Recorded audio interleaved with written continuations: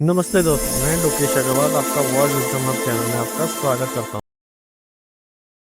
नमस्ते दोस्तों, आज हम बात करने वाले हैं एक ऐसी टेक्नोलॉजी के बारे में जो सिर्फ साइंस फिक्शन में ही आप सोच सकते हैं। गूगल का क्वांटम एआई चिप विलो। ये चिप सिर्फ एक इन्वेंशन नहीं बल्कि टेक्नोलॉजी का फ्यूचर भी है। तो चलिए डीप डाइव करते हैं और समझने की कोशिश करते हैं कि ये दुनिया को कैसे बदलने वाला है। गूगल ने अपना क्वांटम एआई चिप विलो के साथ एक नया एरा शुरू किया है। अब आप सोच रहे होंगे कि ये इतना पावरफुल कैसे है। तो दोस्तों हम बात कर रहे हैं एक ऐसे चिप की जो क्लासिकल सुपर कंप्यूटर से 1 मिलियन मतलब कि एक के बाद 30 जीरो हम लगाएं टाइम्स ज्यादा फास्ट है। इमेजिन करें एल कैप्टियन जैसे सुपर कंप्यूटर जो कि 5,000 करोड़ कॉस्ट पे बना है और 2 क्विंटिलियन कैलकुलेशन पर सेकंड कर सकता है। ये क्वांटम चिप जो है उससे भी हजारों गुना फास्ट है। एक टास्क जिसे आज के जो सबसे ज्यादा जो फास्टेस्ट सुपर कंप्यूटर को काम करने के लिए 500 ट्रिलियन टाइम्स यूनिवर्स की एज लगती है वो विलो चिप से 5 मिनट में कर देगा। ये स्पीड सिर्फ इम्प्रेसिव ही नहीं बल्कि रेवोल्यूशनरी भी है। तो क्वांटम कंप्यूटिंग से हमें सिर्फ फास्टर कैलकुलेशन का ही फायदा नहीं है बल्कि ये टेक्नोलॉजी यूनिवर्स के सबसे बड़े सीक्रेट्स को भी उजागर करके रख देगा। चाहे वो एलियन लाइफ का पता लगाना हो, लाइट स्पीड ट्रैवल को अनेबल करना, हर बीमारी का इलाज ढूंढना हो और ह्यूमन लाइफ को 150 से 200 साल तक भी एक्सटेंड करेगा। वो कैसे करेगा? जब हम मेडिकल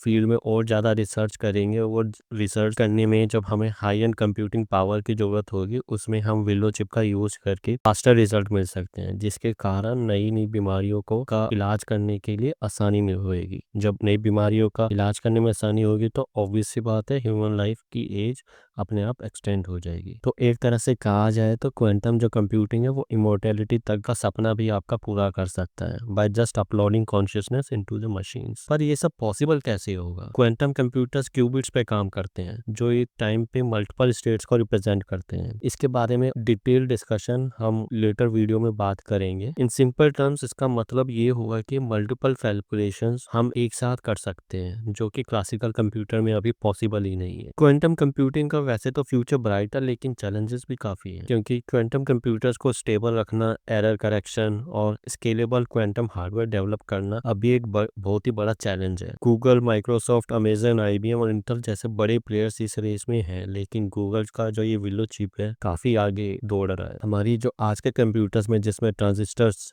यूज होते हैं, आपको पता ही होगा एक चिप के अंदर जो ट्रांजिस्टर, रेसिस्टर, कई सारी चीजें यूज होती हैं, उनका फ्यूचर भी लिमिटेड है क्योंकि म्यूर्स लॉ के हिसाब से ट्रांजिस्टर को छोटा करना एक पॉइंट पे ही इम्पॉसिबल हो जाएगा और उस टाइम पे क्वांटम कंप्यूटर्स इस प्रॉब्लम का सॉल्यूशन देंगे जो क्लासिकल कंप्यूटिंग की बाउंड्रीज को तोड़कर नए होराइजन तक आपको लेके जाएगा। आज हम क्वांटम कंप्यूटिंग की बात तो कर रहे हैं लेकिन कंप्यूटिंग का सफर काफी पुराना है। हमारी जो कंप्यूटिंग जर्नी की जो शुरुआत है एक फैसिनेटिंग एंशिएंट डिवाइस से होती है जिसका नाम है अंतिखेत्रा मैकेनिज्म। ये एक एंशिएंट ग्रीक मैकेनिकल डिवाइस था जो कि एक एस्ट्रोनॉमिकल कैलकुलेटर की तरह काम करता था। इसका यूज प्राइमरली सेलेस्टियल मूवमेंट्स को प्रेडिक्ट करने के लिए होता था, जैसे एक सोलर और लूनर एक्लिप्सिस के लिए, प्लैनेटरी पोजीशन के लिए स्पेशली यूज किया जाता था।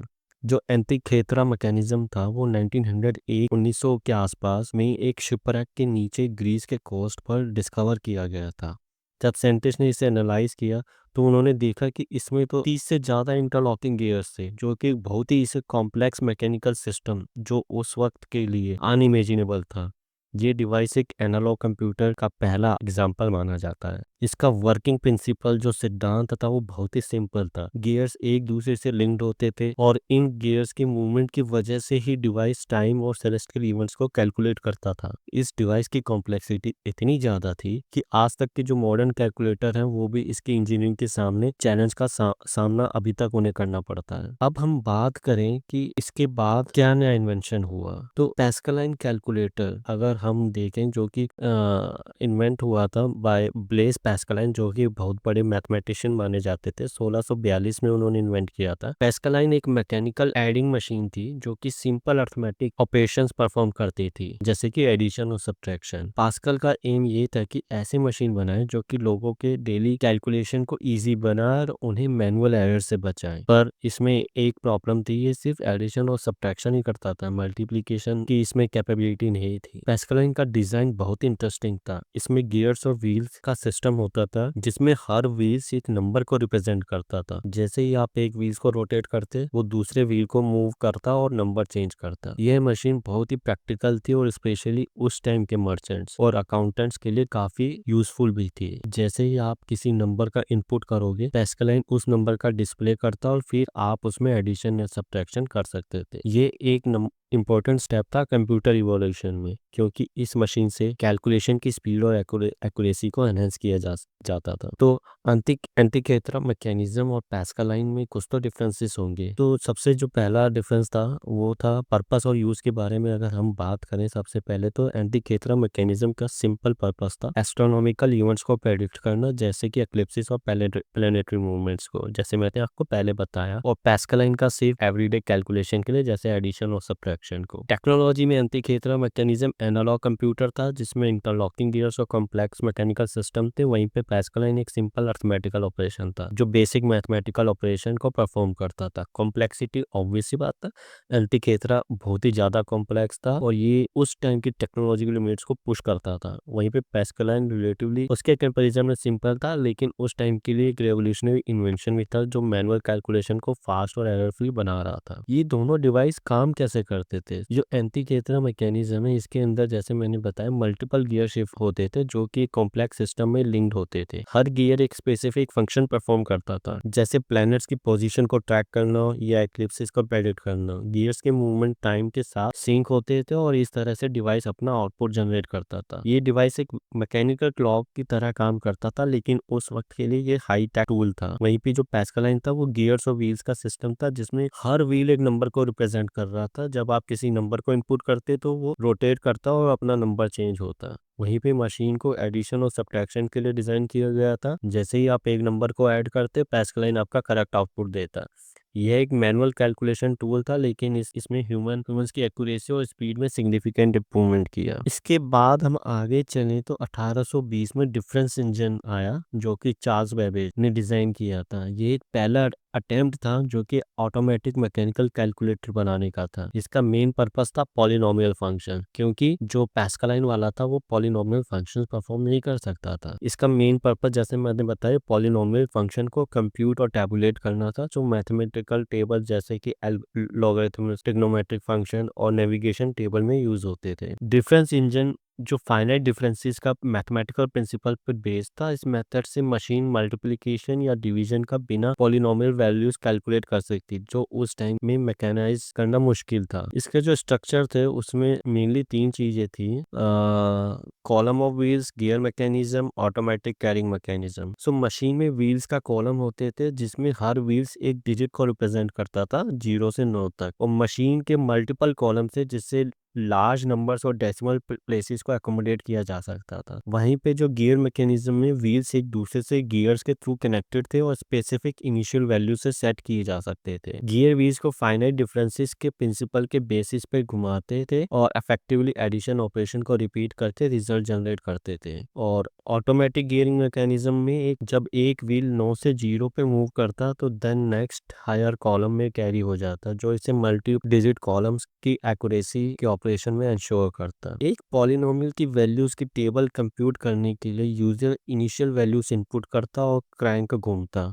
मशीन ऑटोमेटिकली नेसेसरी कैलकुलेशन करती और रिजल्ट की टेबल आपको प्रिंट करके दे देती थी। ये ऑटोमेशन मैनुअल कैलकुलेशन में होने वाली ह्यूमन एरर्स को एलिमिनेट करने में काफी योगदान देता था। डिफरेंस इंजन जो बैबेज की फाइनेंशियल और टेक्निकल कंस्ट्रेंट के कारण फुली कंप्लीट नहीं हो सकता था, क्योंकि उसके लिए काफी पूरा नहीं बना पाए थे चार्ल्स बेबेज उस टाइम पे, maybe due to some costing ने इसके कारण वो शायद नहीं बना पाए थे। इसकी वजह से उन्होंने ऑटोमेटेड कंप्यूटेशन की फीसिबिलिटी को ही सिर्फ डेमोस्ट्रेट किया। इसने फ्यूचर्स के सोफिस्टिकेटेड कंप्यूटिंग मशीन्स के लिए वैसे तो ग्राउंड वर्क दे दिया था। उसके बाद आया एनालिटिकल इंजन जो चार्ल्स बेबेज ने 1830 में कंसीव किया था। दुनिया का पहला general purpose mechanical computer design माना जाता है इसको, जो डिफरेंस इंजन से अलग, जो स्पेसिफिक टाइप्स के कैलकुलेशन तक लिमिटेड था। एनालिटिकल इंजन फुली प्रोग्रामेबल था और किसी भी मैथमेटिकल ऑपरेशन को परफॉर्म करने की कैपेबिलिटी रखता था। अभी तक हमने देखा कि जो पहले वाले जो जो भी कंप्यूज कर रहे थे, जो चार्ल्स बेबेज ने जो पहले जो बनाया था डिफरेंस इंजन, उसमें प्रोग्रामेटिकली हम कुछ नहीं कर सकते थे, राइट। पर लेकिन एनालिटिकल इंजन में उन्होंने ये करके दिखाया। ये काम कैसे करता था? एनालिटिकल इंजन जो होता था वो पंच कार्ड यूज करता था। उसमें इंस्ट्रक्शंस और डेटा इनपुट के लिए हम पंच कार्ड यूज करते थे। इससे मशीन प्रोग्रामेबल होती थी, मतलब मशीन डिफरेंट टास्क परफॉर्म कर सकती थी बेस्ड ऑन द इनपुट। तो इसमें सबसे पहले हमारे पास क्या आया स्ट्रक्चर और डिजाइन में? इनपुट। जैसे हमारे पास पर्सनल कंप्यूटर में हमारे पास इनपुट होता है, एएलयू होता है जैसे कि अरिथमेटिक लॉजिक यूनिट, मेमोरी होता है, कंट्रोल फ्लो और आउटपुट हमें देता है। तो वो सारी चीजें इसमें भी थी। तो एएलयू के बारे में अगर हम बात करें तो इंजन में एक अरिथमेटिक लॉजिक यूनिट थी जिसे मिली कहा गया, जो बेसिक अरिथमेटिक ऑपरेशन जैसे एडिशन, सब्ट्रैक्शन, मल्टीप्लिकेशन और डिवीजन भी परफॉर्म कर सकती थी। मिल मॉडर्न सीपीयू जैसे ही काम करता था। मशीन में एक स्टोर जो कि मॉडर्न कंप्यूटर मेमोरी के इक्विवेलेंट आप उसे कह सकते हो, वो भी था, जिसमें नंबर्स और इंटरमीडिएट रिजल्ट होल्ड होते थे। इससे engine complex calculation multiple steps में बिना मैनुअल इंटरवेंशन के कर सकते थे। और वहीं पे हम कंट्रोल फ्लो की बात करें तो एनालिटिकल इंजन के पास कंट्रोल मैकेनिज्म भी था, इंक्लूडिंग कंडीशनल ब्रांचेस और लूप, जो कि मॉडर्न कंप्यूटर्स के एसेंशियल फीचर्स हैं, राइट। इसका मतलब था कि ये कॉम्प्लेक्स एल्गोरिथम एग्जीक्यूट कर सकते थे, प्रीवियस कंप्यूटेशन का रिजल्ट लेके अपना डिसीजन ले सकते थे। आउटपुट के बारे में अगर हम बात करें तो कंप्यूटेशन के रिजल्ट प्रिंटर या पंच कार्ड से प्रिंट होते थे, जो कि फर्दर प्रोसेसिंग या परमानेंट रिकॉर्ड के लिए यूज किए जा सकते थे। एडा लवलेस के बारे में बात करें, जिन्होंने पहले कंप्यूटर प्रोग्रामर इन्हें ही माना जाता है। इन्होंने ही एनालिटिकल इंजन के लिए डिटेल नोट्स और एक एल्गोरिथम लिखा था, जो कि बर्नौली नंबर्स कैलकुलेट करने के लिए लिखा गया था। उनका काम डेमोस्ट्रेट करता है कि इंजन अर्थमेटिक से आगे जाकर जनरल पर्पस कंप्यूटेशन के लिए कैसे यूज हो सकते हैं।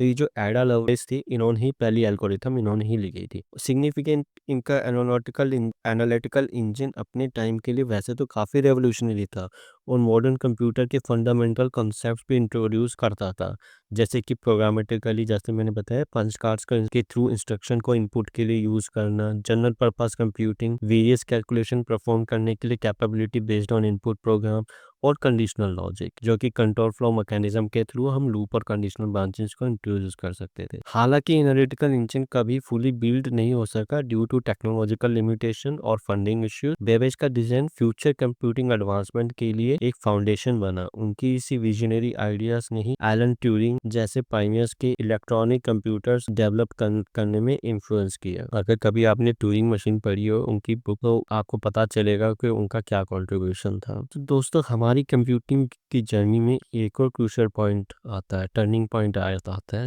1958 में, जब जैक किल्बी ने इंटीग्रेटेड सर्किट को डेवलप किया। इस इनोवेशन ने कंप्यूटिंग की दुनिया को ही बदल के रख दिया था। इंटीग्रेटेड सर्किट का एक ऐसा डिवाइस है जो कि मल्टीपल इलेक्ट्रॉनिक कंपोनेंट जैसे कि ट्रांजिस्टर, कैपेसिटर, रेसिस्टर्स को एक छोटे से चिप के अंदर इंटीग्रेट करके रखता है, जिसे पहले अलग अलग कंपोनेंट्स को मैनुअली कनेक्ट करना पड़ता था। जैक किल्बी ने 1958 में टेक्सास इंस्ट्रूमेंट में काम करते हुए एक कंसेप्ट डेवलप किया। उसे पहले इलेक्ट्रॉनिक डिवाइस में हर कंपोनेंट अलग अलग वायर्स और बल्कि सेटअप्स के जरिए कनेक्ट किए जाते थे, जो कि साइज में बड़े और कॉम्प्लिकेटेड होते थे। जैक किल्बी का आईसी डिजाइन ने इलेक्ट्रॉनिक्स को मिनिएचर किया और ऐसी डिवाइस बनाने की पॉसिबिलिटी दी जो कि कॉम्पैक्ट, फास्ट और ज्यादा एफिशिएंट हो। इसका इम्पैक्ट कंप्यूटिंग और इलेक्ट्रॉनिक इंडस्ट्री पर बहुत गहरा था। आईसी ने कंप्यूटर्स को छोटा और ज्यादा पावरफुल बनाया, जो आज की मॉडर्न इलेक्ट्रॉनिक डिवाइस का बेस है। ये इनोवेशन न सिर्फ कंप्यूटिंग को रिवोल्यूशनराइज कर रहा था, बल्कि सिलिकॉन वैली के राइज का भी एक स्टार्टिंग पॉइंट बना था। अब बात करें कि सिलिकॉन वैली की बातें हुई है, तो इसके बारे में जानने की कोशिश करें कि सिलिकॉन वैली है क्या। बेसिकली सिलिकॉन वैली एक रीजन है जो कि कैलिफोर्निया के सैन फ्रांसिस्को बे एरिया में लोकेटेड है। ये तो सब आप लोग जानते ही होंगे। आज ये दुनिया का एक टेक कैपिटल माना जाता है। क्या आप जानते हैं कि इसका नाम सिलिकॉन कैसे पड़ा? सिलिकॉन इसलिए पड़ा क्योंकि यहाँ पे इलेक्ट्रॉनिक्स और सेमीकंडक्टर मैन्युफैक्चरिंग का मेजर फोकस है और सिलिकॉन सेमीकंडक्टर इंडस्ट्री का कोर मटेरियल है। लेकिन सिलिकॉन वैली का राइज एक ग्रेजुअल प्रोसेस था। जब जैक किल्बी ने इंटीग्रेटेड सर्किट का इन्वेंशन किया, तब एक वेव चली थी जो कि एक रीजन टेक्नोलॉजी इनोवेशन का सेंटर बना देती है। 1950 और 1960 में बहुत से टेक्नोलॉजी कंपनीज यहाँ पे आई, जैसे कि हेवलेट पैकर्ड, HP और फेयरचाइल्ड सेमीकंडक्टर। आज सिलिकॉन वैली में जो कंपनीज हैं उसमें गूगल, सारी बड़ी-बड़ी कंपनियां, टेक कंपनियां, एप्पल, फेसबुक और टेस्ला जैसे वर्ल्ड चेंजिंग कंपनी शामिल है। ये रीजन दुनिया के सबसे बड़े टेक जायंट्स को इंक्यूबेट करता है और सिलिकॉन वैली का इंफ्रास्ट्रक्चर, एजुकेशन सिस्टम और इन्वेस्टमेंट कैपिटल को देखते हैं। ये रीजन वैसे तो ग्लोबल हब बना हुआ है जहाँ दुनिया के सबसे बड़े एडवांस टेक्नोलॉजी को डेवलप किया जाता है। अगला मेजर लीप आता है इंटेल की तरफ से, जब 1970 में जब उन्होंने अपना C4004 माइक्रो प्रोसेसर लॉन्च किया। ये माइक्रो प्रोसेसर एक 4 बिट माइक्रो प्रोसेसर था और 4300 ट्रांजिस्टर्स के साथ आया था। ये साइज और भी छोटा हो गया था लेकिन पावर और स्पीड काफी रेवोल्यूशनरी था। C4004 को बनाने में जो टेक्नोलॉजी यूज की उसने कंप्यूटिंग की दुनिया का एक नया स्टेप इंट्रोड्यूस किया। इंटेल C4004 की बोले तो सेंट्रल प्रोसेसिंग यूनिट का पहला छोटा वर्जन था जो एक चिप के अंदर काफी कॉम्प्लेक्स फंक्शन परफॉर्म कर सकता था। इस माइक्रो प्रोसेसर का लॉन्च न सिर्फ पर्सनल कंप्यूटर की डेवलपमेंट को एक्सेलरेट किया बल्कि उस नए जनरेशन ऑफ कंप्यूटिंग डिवाइस का भी जन्म दिया। C4004 का डिज़ाइन और आर्किटेक्चर आज के माइक्रो प्रोसेसर के डिज़ाइन का फाउंडेशन था।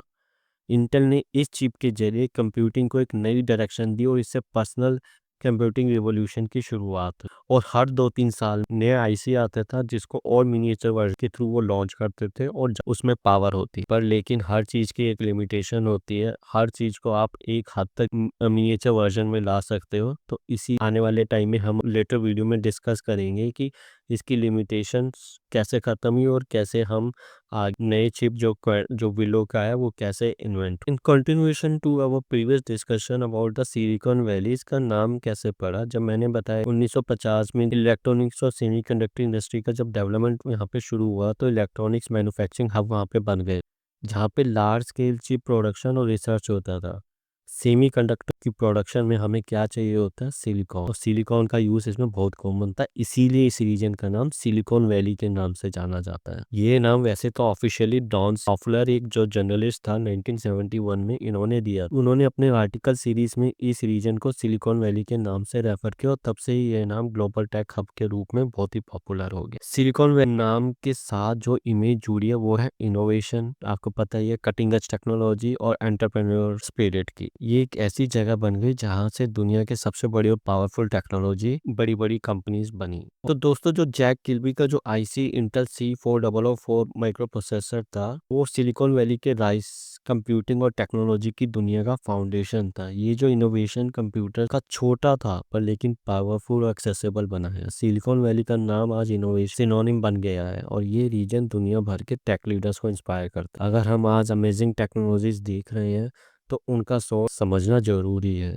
तो ही हमें इन मूवमेंट्स को अप्रिशिएट कर पाएंगे। इसीलिए ही मैं आपको सारी की सारी कैसे कंप्यूटर्स इवॉल्व हैं उसके बारे में आपको बता रहा हूँ। इन्हीं इनोवेशंस की वजह से हम जो है वो पर्सनल कंप्यूटर, स्मार्टफोन और इवन क्वांटम कंप्यूटिंग टेक्नोलॉजीज को हम देख रहे हैं। उनका डेवलपमेंट इसी कारण पॉसिबल हो पाया। नेक्स्ट वीडियो में will be going to discuss about super computer, Google Willow chip और एनवीडिया का जो नया जीपीयू चिप आया उसके बारे में हम डिस्कस करेंगे। हम जानने की कोशिश करेंगे कि कैसे सुपर कंप्यूटर काम करता है, कैसे गूगल का जो विलो चिप है वो कैसे सुपर कंप्यूटर से कैसे अलग है और क्या रेवोल्यूशनरी टेक्नोलॉजी वो लेके आए हैं। और के साथ ही साथ हम ये भी डिस्कस करेंगे क्वांटम कंप्यूटिंग काम कैसे करता है, क्यूबिट क्या होता है। ये सारी की सारी चीजें हम नेक्स्ट वीडियो में हम डिस्कस करेंगे। नेक्स्ट वीडियो जो कि इसका जो पार्ट 2 आएगा उसका मैं लिंक इस वीडियो के मैं पिन कर दूंगा, आप देखना ना भूलें। और आपको अगर ये वीडियो पसंद आया तो प्लीज लाइक, शेयर और सब्सक्राइब जरूर कीजिए। Thank you, thanks for watching, bye.